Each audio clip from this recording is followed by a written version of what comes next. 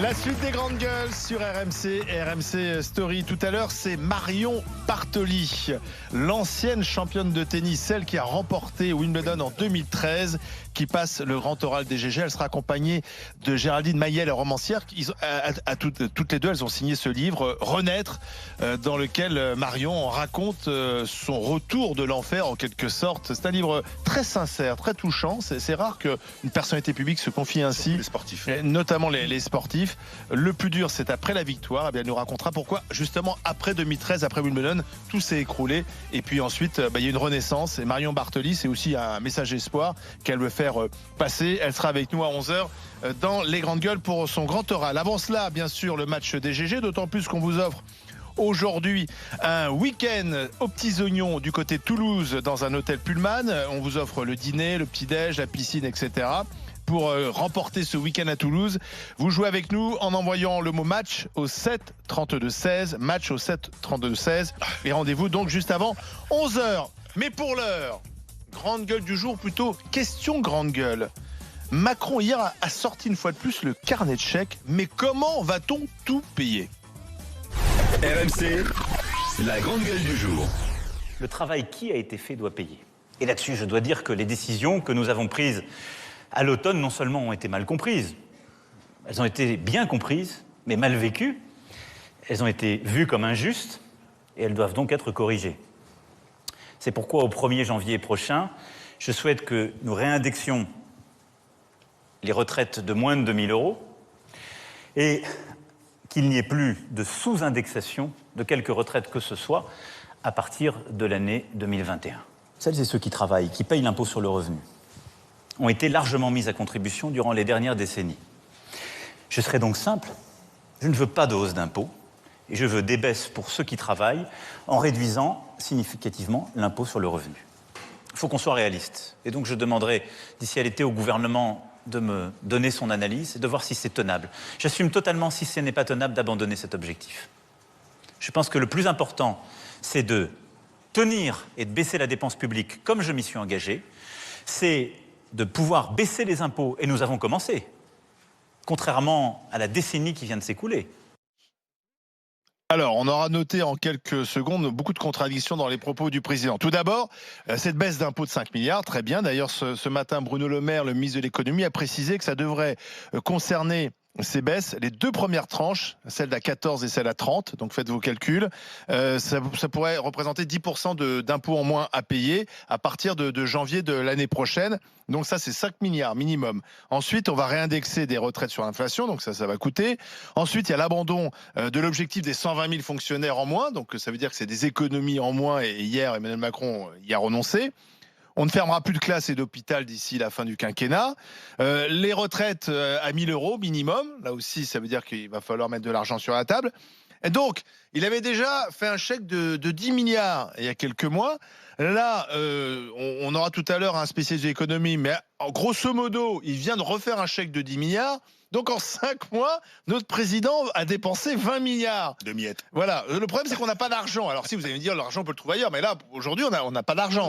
Donc comment on finance ? Je vous pose la question. Non, mais je pense que le problème, il est encore dans ce que je disais tout à l'heure, c'est que là, il annonce un certain nombre de mesures dans plein de domaines de la société qui vont toucher pas mal de gens. On parlait tout à l'heure de l'école, les classes de 24 jusqu'au CE1. Aussi. Mais une classe de 24, ça veut dire qu'il faut embaucher les profs. Non, mais ce que je veux dire, c'est que là où il y a un problème, là où il y a un problème parce que si on met bout à bout et si on est objectif, parce que moi j'essaye d'être objectif, je suis pas dans l'affect, je suis pas j'aime ou j'aime pas le président, c'est pas mon propos, c'est j'aime mon pays, point. Donc moi je parle à ce niveau-là.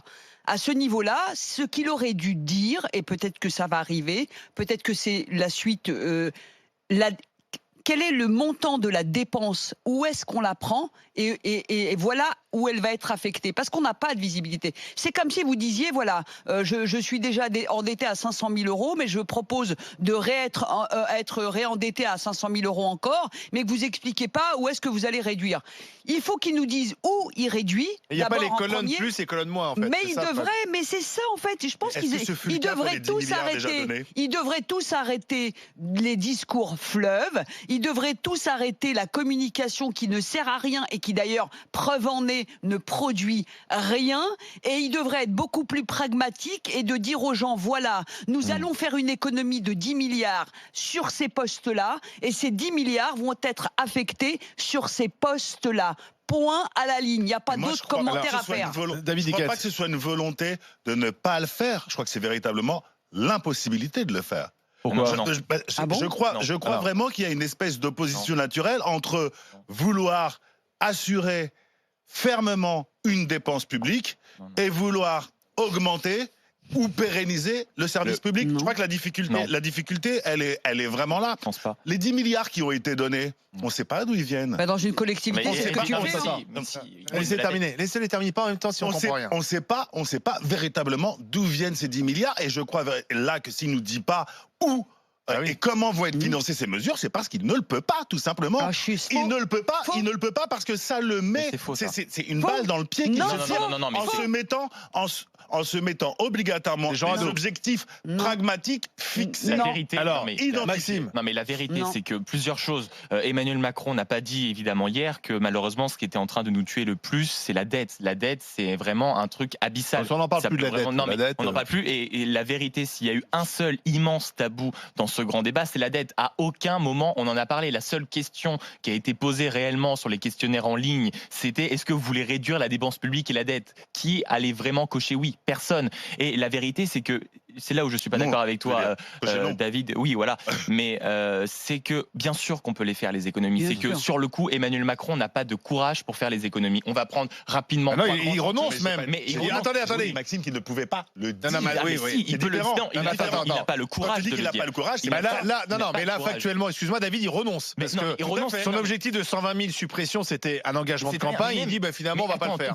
Pourquoi 120 000? Je rappelle qu'il y a quand même à peine un mois, on apprenait dans un rapport que 300 000 fonctionnaires ne faisaient pas 35 heures. C'est quand même un trou pour l'État. Donc on pourrait faire travailler déjà plus certains. Déjà. Ensuite, le train de vie de l'État. Le train de vie, rien que le parc immobilier de l'État, c'est 600 millions d'euros. Les 600 millions d'euros, on les prend tout de suite. Le pognon de dingue, Emmanuel Macron, à part le buzz de la vidéo, il en reste quoi de la proposition de vraiment amorcer une véritable réforme comme ça? Il a dit...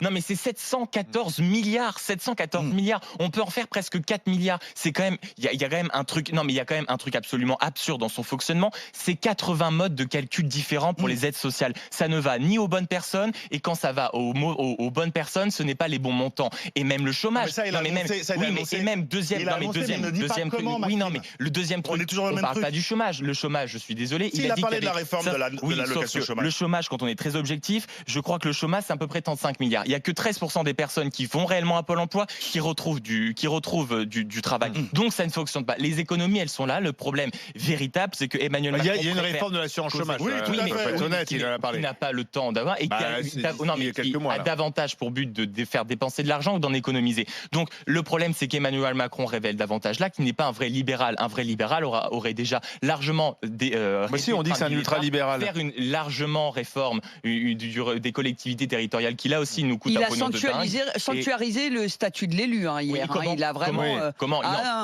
Il a sanctuarisé, mais qu'avec des mots. Là. Ensuite, on l'a dit, le maire, je vais le mettre sur un piédestal. Aucun journaliste là aussi n'a posé la question de savoir comment. Ils auraient pu relancer là-dessus. Comment, mais l'élu, sachant que je rappelle que les élus, quand ils avaient gueulé sur la suppression de la taxe d'habitation, pardonnez-moi le mot gueuler, ils n'avaient absolument rien écouté, alors que les élus ont dit excusez-moi, mais nous, on a besoin de cet argent pour faire vivre notre commune. Alors, Pierre, attendez, je voudrais qu'on donne la parole à Pierre Madec, économiste à l'OFCE. Pierre Madec, bonjour, bienvenue dans les grandes gueules. Bonjour. Bon, moi j'ai fait au doigt mouillé, je ne suis pas économiste. Un petit calcul ce matin, justement, de ce que ça allait nous coûter en plus, les annonces d'Emmanuel Macron, et je suis arrivé à 10 milliards. Donc je me dis, ça fait 10 plus 10, ça fait 20 en 5 mois. Ouais, c'est à peu près ça. C'est-à-dire que je suis quasiment économiste. Vous avez à peu près 5 milliards de baisse d'impôts sur le revenu. Vous avez 1,5 milliard de réindexation des retraites. Et il faut évidemment ajouter à ça la suppression de la taxe d'habitation pour tous, dans l'entour de 6-7 milliards. Donc on arrive sur une enveloppe qui est proche de celle des annonces de décembre. Ouais. Mais alors, comment on finance? Parce qu'en même temps, il dit, l'objectif des 120 000 postes de fonctionnaires en moins, on va pas le tenir. Il a quasiment hier enterré cette mesure. Il dit, il faut financer la baisse des impôts par la baisse des dépenses publiques, mais il dit pas lesquelles. Vu qu'il ne dit pas lesquels, c'est compliqué de commenter ce qu'il ne dit pas. Mais pourquoi il ne le dit pas? Pourquoi il ne le dit pas? qu'on sait, il rentre pas dans le dur, qui touche pas aux hôpitaux et aux écoles, il le dit quelque part, non? Il a réaffirmé sa volonté de poursuivre la baisse des dépenses publiques et il a renoncé à l'objectif de réduction de 120 000 fonctionnaires. Donc, c'est-à-dire que les économies, il va falloir les trouver ailleurs.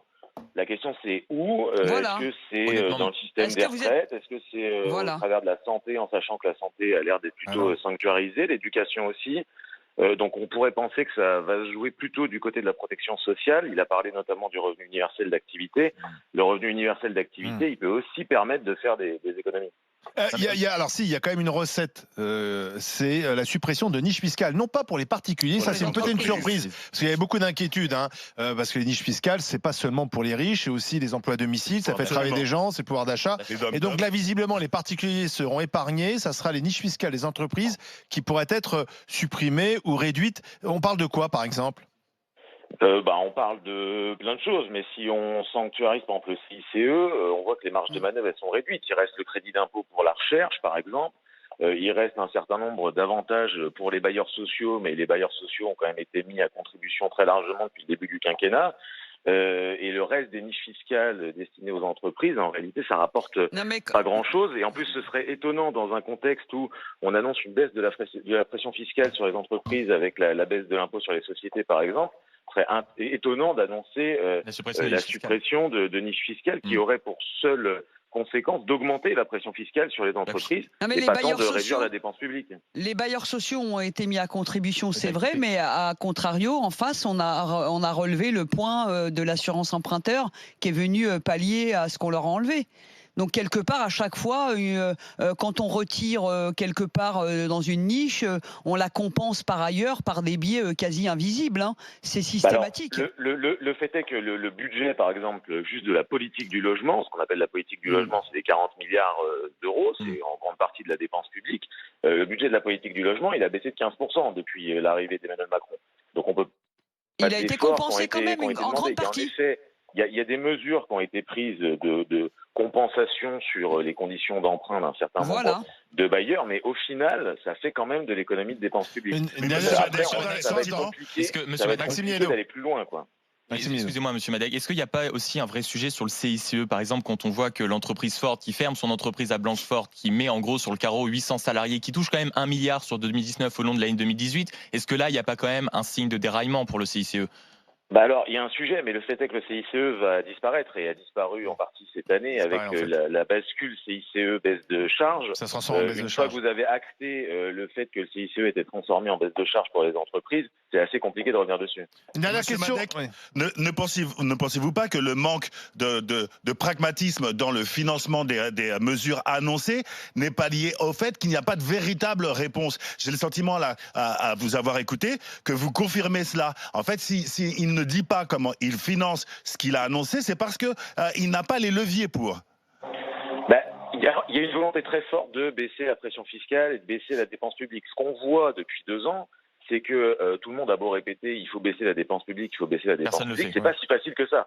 Et que quand on cherche des économies budgétaires à faire tout en voulant sanctuariser l'éducation, la santé ou les retraites, on arrive avec un certain nombre de difficultés à réduire le poids de la dépense publique. C'est quand même très mystérieux la façon dont il veut gérer le budget de la France dans les années à venir avec ses annonces. Excusez-moi.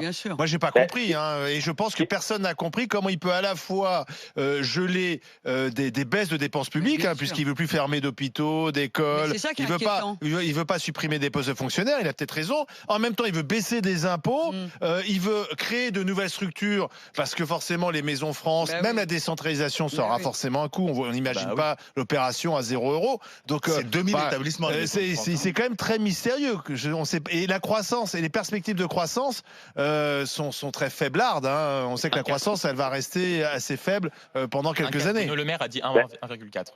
Bien, Madec. La France a quand même emprunté 195 milliards en 2018. Mais on continue d'emprunter. Il y a plusieurs choses, c'est-à-dire qu'il y a des conditions d'emprunt, en effet, qui sont particulièrement favorables. On emprunte la France à des taux particulièrement bas.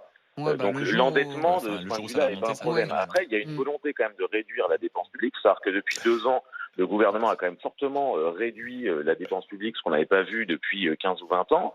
Donc ça, c'est un fait. Là, avec les nouvelles annonces, il va falloir faire des efforts supplémentaires n'a pas forcément de vision sur où seront faits les efforts, mais le gouvernement a l'air d'avoir cette volonté, en tout cas, de poursuivre l'engagement de baisse des dépenses publiques. Une fois de plus, le revenu universel d'activité, ça peut être un levier, parce qu'en fusionnant un certain nombre d'aides sociales, alors vous allez faire beaucoup de perdants, mais vous pouvez faire des économies qui sont quand même substantielles sur la sphère sociale.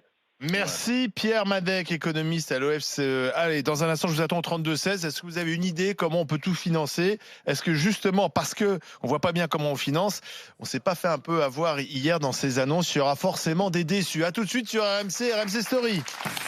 RMC jusqu'à midi. Les grandes gueules.